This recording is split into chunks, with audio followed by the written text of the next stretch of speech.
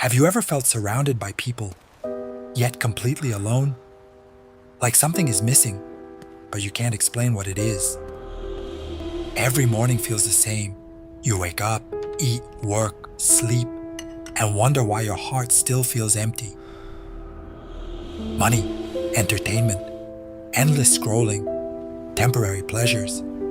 They distract you, but they never fill the emptiness inside. Then one day, you stop and ask yourself the question you've been avoiding all along.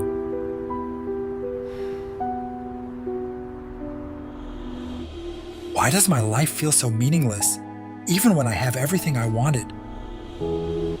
Because a life without purpose slowly becomes a life without peace. We were created for something greater than chasing temporary things. The moment you turn back to your Creator, something changes. The emptiness doesn't disappear overnight, but hope returns.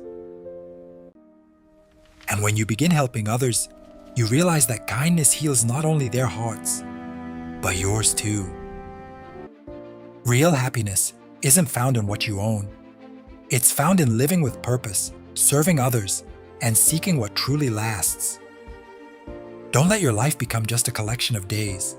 Make it a message, a purpose, a legacy that lives beyond you.